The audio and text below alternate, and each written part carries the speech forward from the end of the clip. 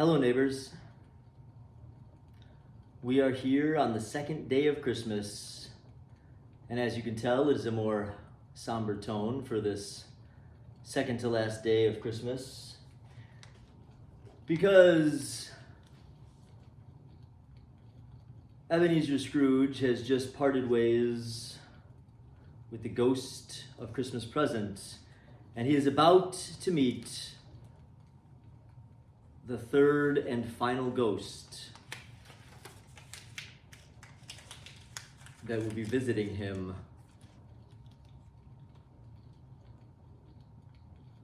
And so, without further ado, let's see what this final spirit has to show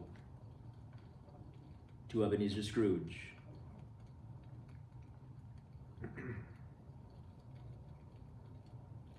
Scrooge looked about him for the ghost and saw it not. As the last stroke ceased to vibrate, he remembered the prediction of old Jacob Marley, and lifting up his eyes, beheld a solemn phantom, draped and hooded, coming like a mist along the ground towards him.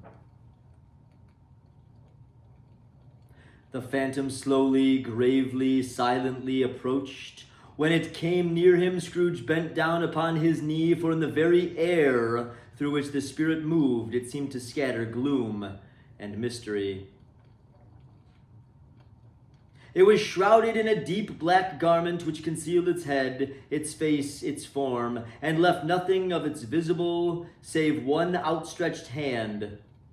But for this, it would have been difficult to detach its figure from the night and separate it from the darkness by which it was surrounded. He felt that it was tall and stately when it came beside him, and that its mysterious presence filled him with a solemn dread. He knew no more, for the spirit neither spoke nor moved. "I am in the presence of the ghost of Christmas yet to come," said Scrooge. The spirit answered not, but pointed onward with its hand. "You are about to show me shadows of things that have not happened, but will happen in the time before us," Scrooge pursued. "Is that so, spirit?" The upper portion of the garment was contracted for an instant in its folds, as if the spirit had inclined its head, and that was the only answer he received. Although well used to ghostly company by this time, Scrooge feared the silent shape so much that his legs trembled beneath him, and he found that he could hardly stand when he prepared to follow it. The spirit paused a moment, as observing his condition and giving him time to recover. But Scrooge was all the worse for this. It thrilled him with a vague, uncertain horror to know that behind the dusky shroud there were ghostly eyes intently fixed upon him, whilst he, though he stretched his own to the utmost, could see nothing but a spectral hand and one great heap of black. "Ghost of the future!" he exclaimed. "I fear you more than any spectre I have seen, but as I know your purpose is to do me good, and as I hope to live to be another man from what I was, I am prepared to bear your company, and do it with a thankful heart. But will you not speak to me?" It gave him no reply. The hand was pointed straight before them. "Lead on," said Scrooge. "Lead on! The night is waning fast, and it is precious time to me, I know. Lead on, spirit."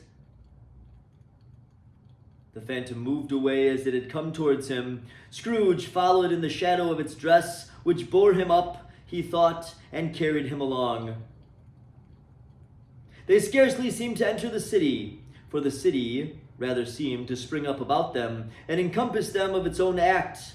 But there they were in the heart of it, on 'change amongst the merchants, who hurried up and down and chinked the money in their pockets, and conversed in groups, and looked at their watches, and trifled thoughtfully with their great gold seals, and so forth, as Scrooge had seen them often. The spirit stopped beside one little knot of businessmen, observing that the hand was pointed to them, and Scrooge advanced to listen to their talk.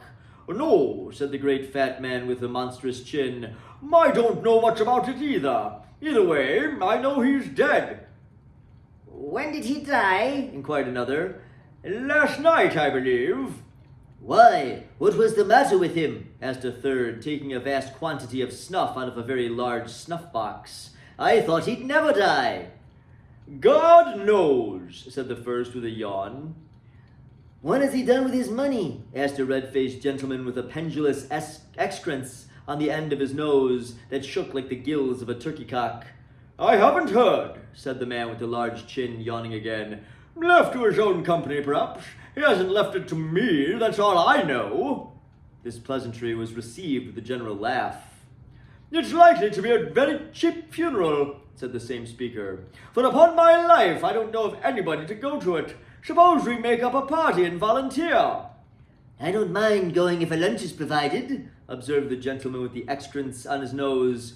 But I must be fed, if I make one. Another laugh. Well, I am the most disinterested among you, after all, said the first speaker, for I never wear black gloves, and I never eat lunch, but I'll offer to go if anybody else will. When I come to think of it, I'm not sure at all that I wasn't his most particular friend, for we used to stop and speak whenever we met. Bye-bye. Speakers and listeners strolled away and mixed with other groups. Scrooge knew the men and looked towards the spirit for an explanation, but the phantom glided onto the street. Its finger pointed to two persons meeting. Scrooge listened again, thinking that the explanation might lie here. He knew these men also perfectly. They were men of business, very wealthy and of great importance. He had made a point always of standing well in their esteem. In a business point of view, that is, strictly in a business point of view. How are you? Said one. How are you? Returned the other. Well, said the first. Old Scratch has got his own at last, huh? So I'm told, returned the second. Cold, isn't it? Seasonable for Christmas time. You're not a skater, I suppose? No. Something else to think of. Good morning. Not another word. That was their meeting, their conversation, their parting. Scrooge was at first inclined to be surprised that the spirit should attach importance to conversations apparently so trivial, but feeling assured that they must have had some hidden purpose, he set himself to consider what is likely to be. They could scarcely be supposed to have any bearing on the death of Jacob, his old partner, for that was past, and this ghost's province was the future. Nor could he think of any one immediately connected with himself to whom he could apply them. But nothing doubting that to whomsoever they applied, they had some latent moral for his own improvement, he resolved to treasure up every word he heard and everything he saw, and especially to observe the shadow of himself when it appeared. For he had an expectation that the conduct of his future self would give him the clue he missed, and would render the solution of these riddles easy. He looked about in that very place for his own image, but another man stood in his accustomed corner, and though the clock pointed to his usual time of day for being there, he saw no likeness of himself among the multitudes that poured in through the porch.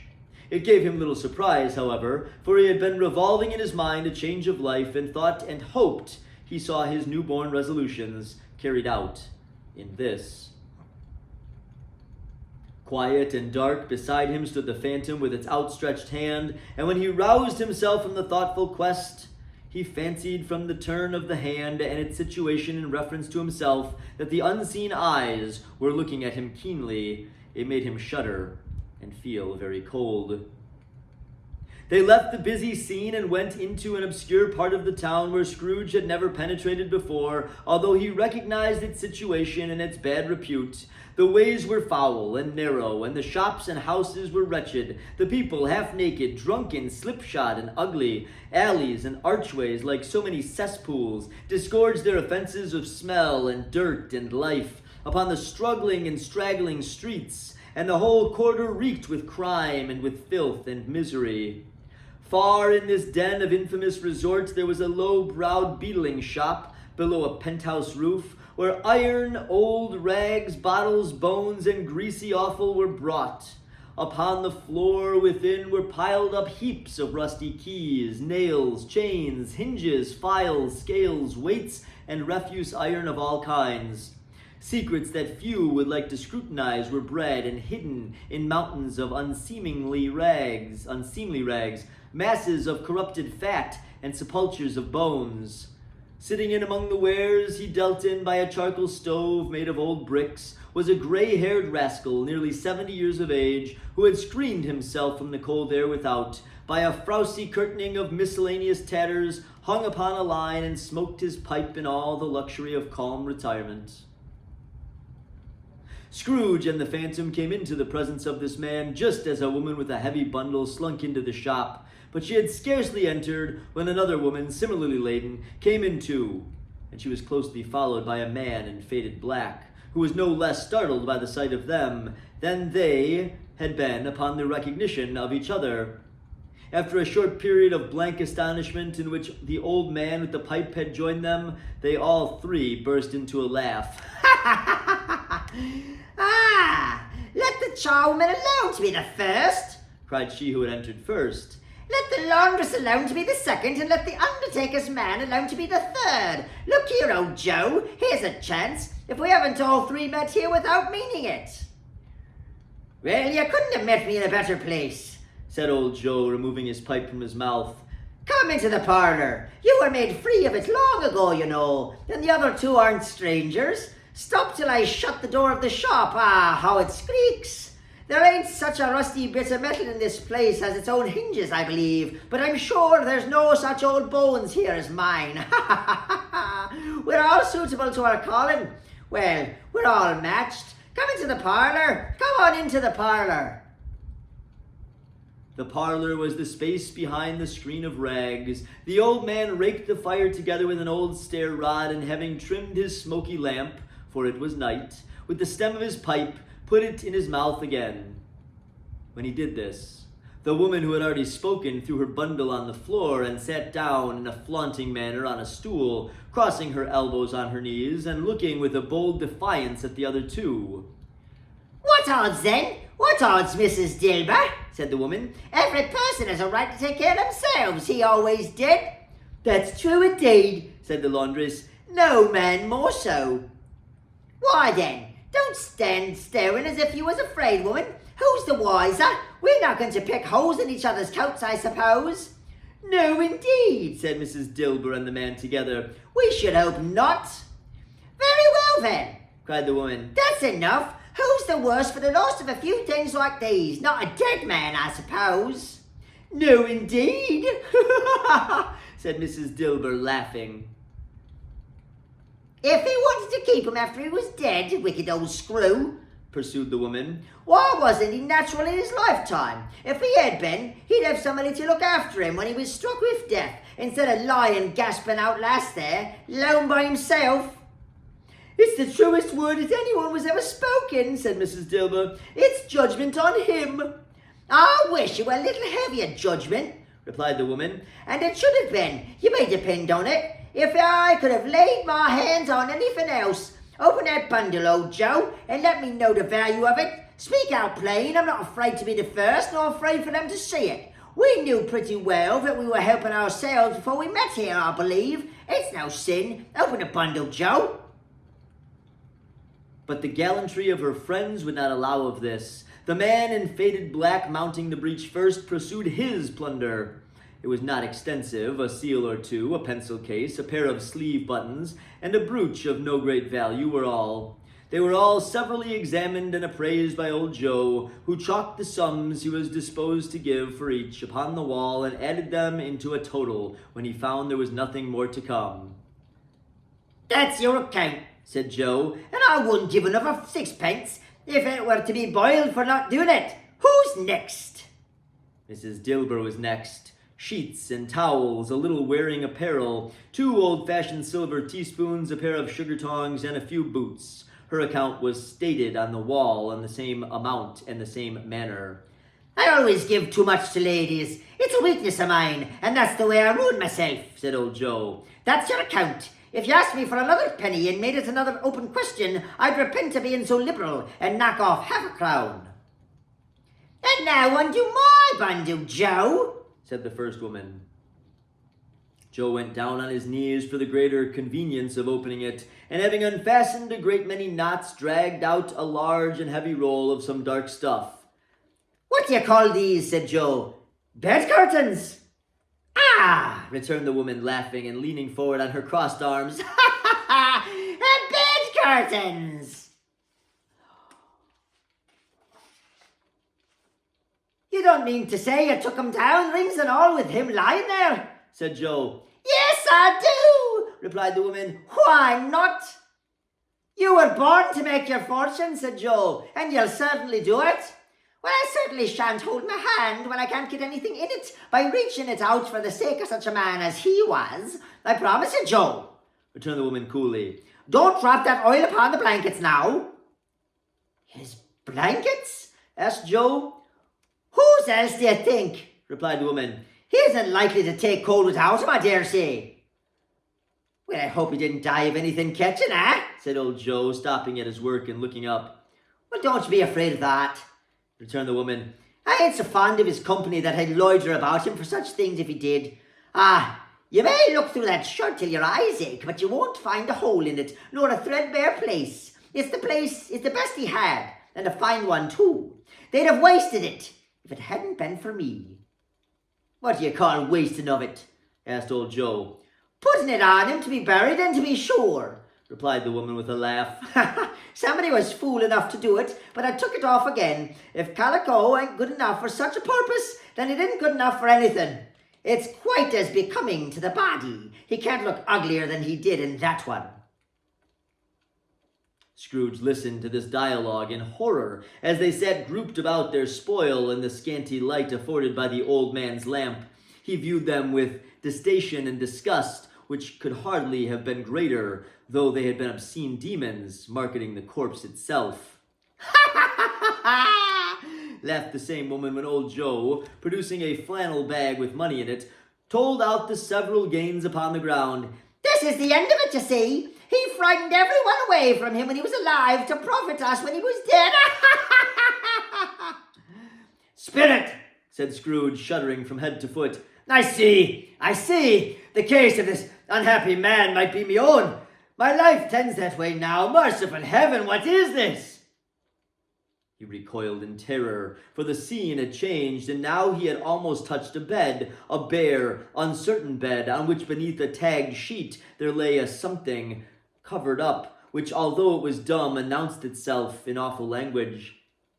The room was very dark, too dark to be observed with any accuracy, though Scrooge glanced round it in obedience to secret impulse. Anxious to know what kind of room it was, a pale light rising in the outer air fell straight upon the bed, and on it, plundered and bereft, unwatched, unwept, uncared for, was the body of this man. Scrooge glanced towards the phantom. Its steady hand was pointed to the head. The cover was so carelessly adjusted that the slightest raising of it, the motion of a finger upon Scrooge's part, would have disclosed the face. He thought of it, felt how easy it would be to do, and longed to do it. But he had no more power to withdraw the veil than to dismiss the spectre at his side. O cold, cold, rigid, dreadful death, set up thine altar here, and dress it with such terrors as thou hast as they command, for this is thy dominion. But of the loved, revered, and honored head, thou canst not turn one hair to thy dreadful purposes, or make one feature odious. It is not that thy hand is heavy and will fall down when released. It is not that the heart and pulse are still, but that the hand was open, generous, and true, the heart brave, warm, and tender, and the pulse a man's.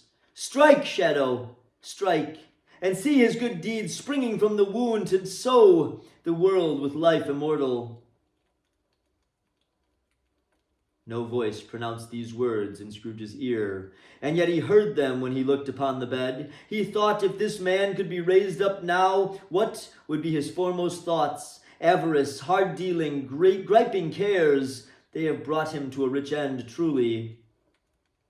He lay in a dark, empty house with not a man, a woman, or a child to say that he was kind to me in this or that way, and for the memory of one kind word I will be kind to him. A cat was tearing at the door, and there was a sound of gnawing rats beneath the hearthstone. What they wanted in this room of death, and why they were so restless and disturbed, Scrooge did not dare to think. "Spirit," he said, "this is a fearful place. In leaving it, I shall not leave its lesson. Trust me. Let us go." And still the ghost pointed with an unmoved finger to the head. "I understand you," Scrooge returned, "and I would do it if I could, but I haven't got the power. Spirit, I have not the power." And again it seemed to look upon him. "Is there any person in this town who feels emotion caused by this man's death?" said Scrooge, quite agonized. "Show that person to me, Spirit, I beseech you."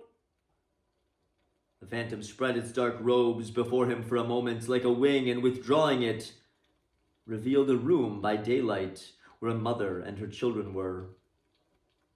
She was expecting someone with anxious eagerness, for she walked up and down the room, started at every sound, looked out from the window, glanced at the clock, tried, but in vain, to work with her needle, and could hardly bear the voices of the children in their play.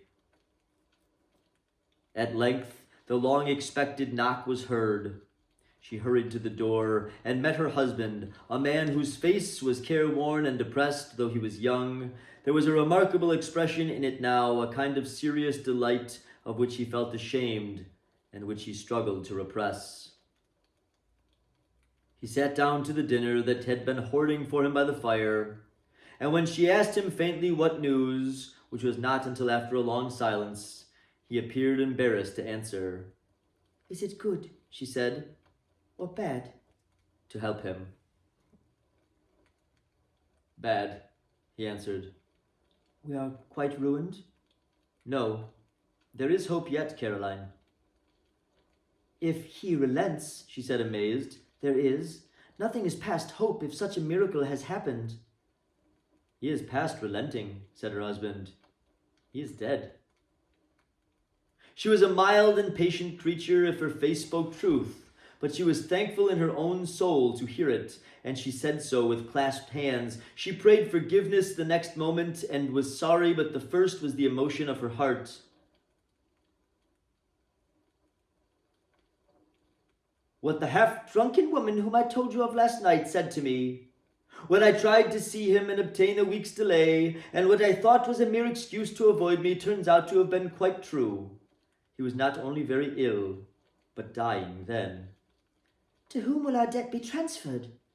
"I don't know, but before that time we shall be ready with the money, and even though we were not, it would be a bad fortune indeed to find so merciless a creditor in his successor. We may sleep tonight with light hearts, Caroline." Yes. Soften it as they would, their hearts were lighter. The children's faces, hushed and clustered round to hear what they so little understood, were brighter, and it was a happier house for this man's death. The only emotion that the ghost could show him, caused by the event, was one of pleasure. "Let me see some tenderness connected with a death," said Scrooge. "Oh, that dark chamber spirit which we left just now will be forever present to me." The ghost conducted him through several streets familiar to his feet, and as they went along, Scrooge looked here and there to find himself, but nowhere he was to be seen. They entered poor Bob Cratchit's house, the dwelling he had visited before, and found the mother and the children seated round the fire. Quiet, very quiet. The noisy little Cratchits were as still as statues in one corner, and sat looking upon Peter, who had a book before him. The mother and her daughters were engaged in sewing, but surely they were very quiet. "And he took a child and set him in the midst of them." Where had Scrooge heard those words? He had not dreamed them. The boy must have read them out as he and the spirit crossed the threshold. Why did he not go on? The mother laid her work upon the table and put her hand up to her face. "The color hurts my eyes," she said. "The color? Ah, poor Tiny Tim." "They're better again now," said Cratchit's wife. "It makes them weak by candlelight, and I wouldn't show weak eyes to your father when he comes home, for the world. It must be near his time." "Past it, rather," Peter answered, shutting up his book. "But I think he has walked a little slower than he used these last few evenings, Mother."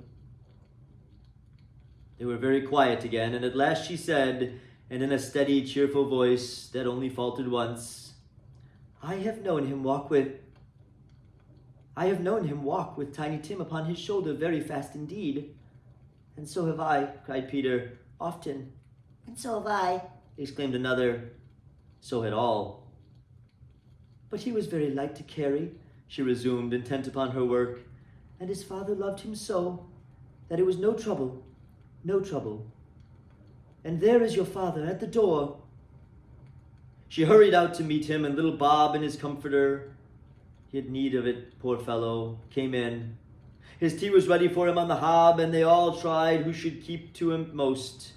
Then the two young Cratchits got upon his knees and laid each child a little cheek against his face, as if they said, "Don't mind it, father. Don't be grieved."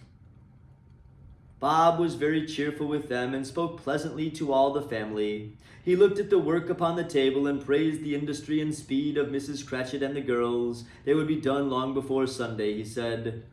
"Sunday? You went today then, Robert?" said his father. "Yes, my dear," returned Rob. "I wish you could have gone. It would have done you good to see how green a place it is, but you'll see it often. I promised him that I would walk there on Sunday, my little child," cried Bob. "My little child." He broke down all at once. He couldn't help it. If he could have helped it, he and his child would have been farther apart perhaps than they were. He left the room and went upstairs into the room above, which was lighted cheerfully and hung with Christmas. There was a chair set close beside the child, and there were signs of someone having been there lately. Poor Bob sat down in it, and when he thought a little and composed himself, he kissed the little face. He was reconciled to what had happened, and went down again quite happy. They drew about the fire and talked, the girls and mother working still. Bob told them of the extraordinary kindness of Mr. Scrooge's nephew, whom he had scarcely seen but once, and who, meeting him in the street that day, and seeing that he looked just a little down, you know, said Bob, inquired what had happened to distress him. On which, said Bob, for he is the pleasantest spoken gentleman you've ever heard, I told him, "I am heartily sorry for it, Mr. Cratchit," he said, "and heartily sorry for your good wife. By the by, how he ever knew that, I don't know." "Knew what, my dear?" "Why, that you were a good wife," replied Bob. "Everybody knows that," said Peter. "Very well observed, my boy," cried Bob. "I hope they do. Heartily sorry," he said, "for your good wife. If I can be of service to you in any way," he said, giving me his card, "that is where I live. Pray, come to me." "Now, it wasn't," cried Bob, "for the sake of anything he might be able to do for us, so much as for his kind way, that this was quite delightful. It really seemed as if he had known our Tiny Tim and felt with us." "I'm sure he's a good soul," said Mrs. Cratchit. "You would be surer of it, my dear," returned Bob, "if you saw and spoke to him. I shouldn't be at all surprised, mark what I say, if he got Peter a better situation." "Only hear that, Peter," said Mrs. Cratchit. "And then," cried one of the girls, "Peter will be keeping company with someone and setting up for himself." "Get along with you," retorted Peter, grinning. "It's just as likely as not," said Bob, "one of these days, though there's plenty of time for that, my dear. But however and whenever we part from one another, I am sure we shall none of us forget poor Tiny Tim, shall we? Or this first parting that there was amongst us?"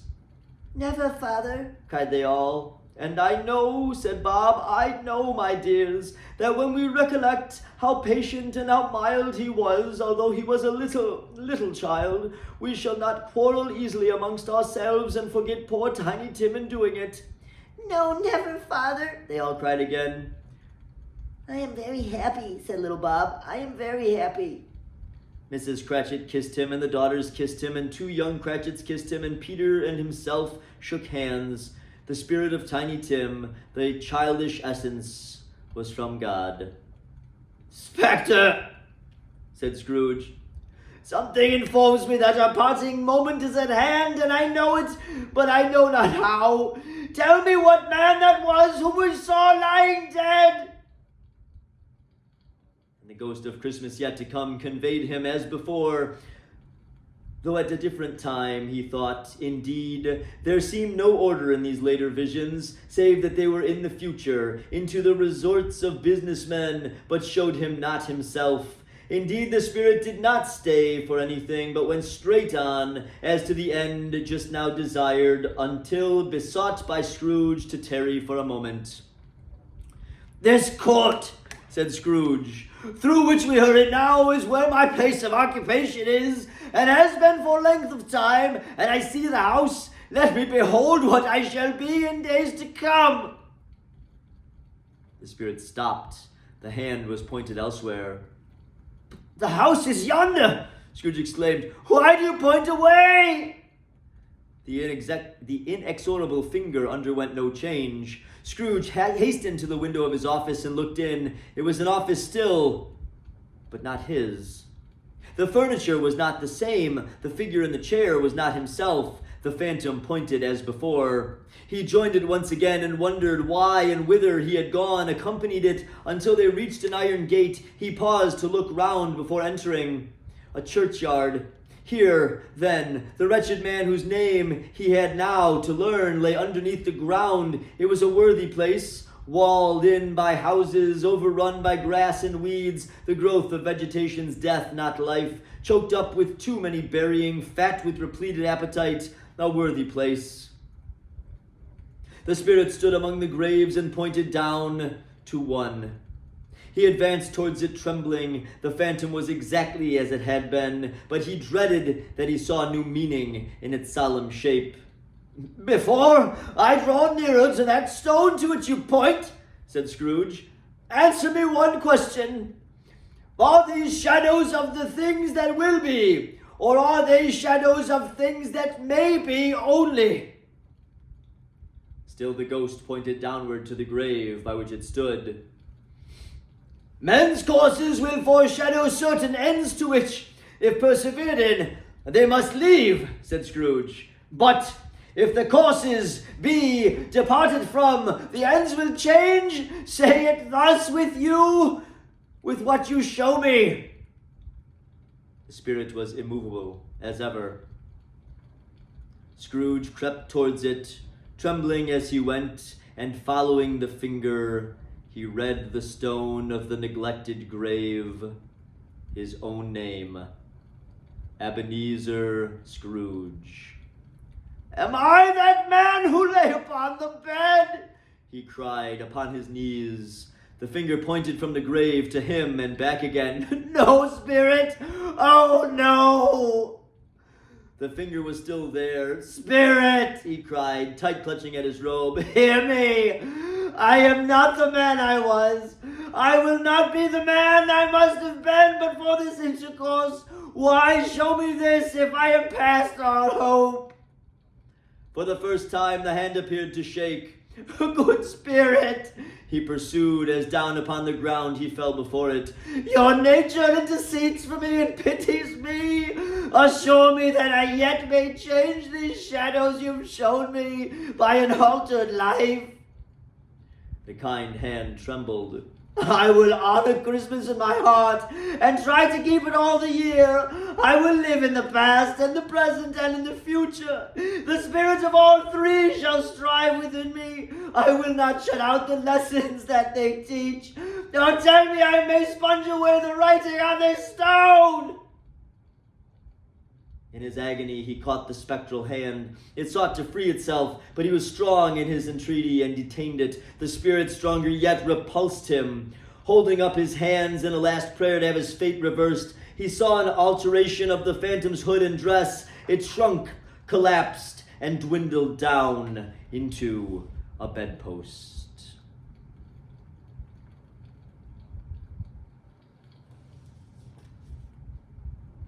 And we will end there on the second day of Christmas. And we will return for one more day to see what becomes of Ebenezer Scrooge. But in the interim, folks, friends and neighbors, live life to the fullest and treat people as you wish to be treated. I hope you all enjoy your Christmas Eve, and I hope even more so that you will enjoy your Christmas morning tomorrow. Have a good night, friends and neighbors.